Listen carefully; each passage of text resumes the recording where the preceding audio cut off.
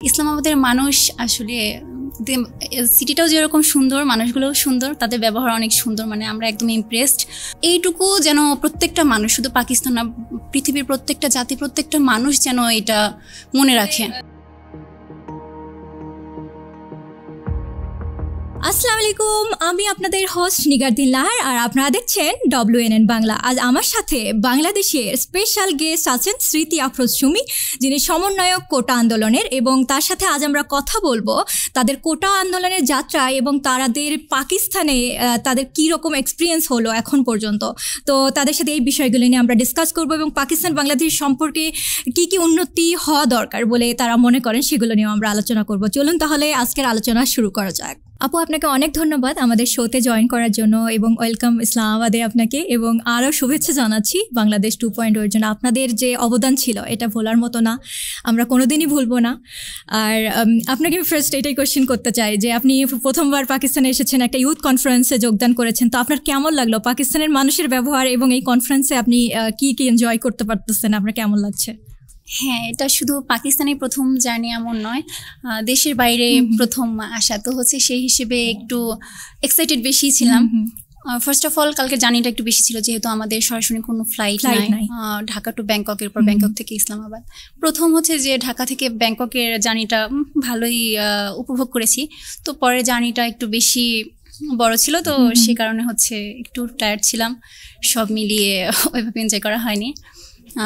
আর ইসলামাবাদের মানুষ আসলে সিটিটাও যেরকম সুন্দর, মানুষগুলোও সুন্দর, তাদের ব্যবহার অনেক সুন্দর, মানে আমরা একদম ইমপ্রেসড।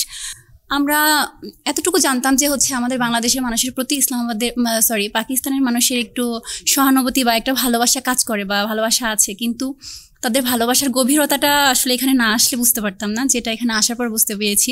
প্রত্যেকটা মানুষ আমাদের এত সুন্দরভাবে অ্যাকসেপ্ট করে নিয়েছে যে এটা আসলেই মানে কি বলে, মনোমুগ্ধকর। তো আপনার পাকিস্তানের ইসলামাবাদ কিন্তু সেকেন্ড মোস্ট বিউটিফুল ক্যাপিটাল, তো আপনার তো কোথাও যাওয়া হয়েছে এখানে আসার পর? না, কালকে আমরা মাঝরাতে এখানে এসেছি, তারপর সকালবেলা তো হচ্ছে এখানে প্রোগ্রামে আসলাম, সারাদিন টাইট শিডিউল ছিল, এখন অবধি বের হওয়ার টাইম পাইনি, তো হয়তো শেষ দিন আমরা একটু ঘোরার সুযোগ পাবো, এর আগে বলতে পারছি না আসলে। तो आप लोग जो ये कोटा मूवमेंट किया और इसके बाद आज़ादी मिली है, तो पाकिस्तान के लोगों को आप कुछ कहना चाहेंगे? হ্যাঁ, বলতে পারবো, তবে হচ্ছে আমি যেহেতু উর্দু বুঝতে পারি, বলতে পারি না, আমি বাংলাতেই বলছি। No problem.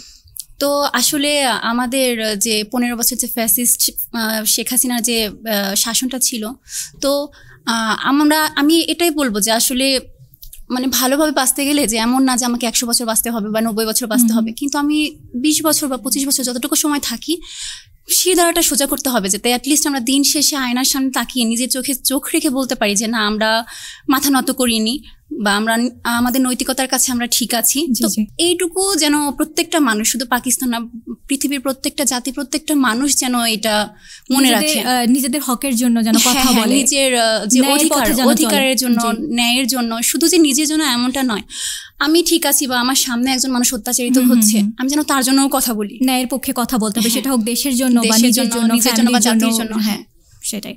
তো আপনাকে অনেক ধন্যবাদ আমাদের শোতে আসার জন্য। ইনশাল্লাহ আবার দেখা হবে আপনার সাথে, ভালো থাকবেন আপনি। অনেক দোয়া রইল আপনাদের জন্য, আপনাদের জন্য আর সবার জন্য দোয়া রইল। অনেক ধন্যবাদ। আশা করি আমাদের অনুষ্ঠান আপনাদের আজ ভালো লেগেছে। ইনশাল্লাহ আবার দেখা হবে। আল্লাহ হাফিজ।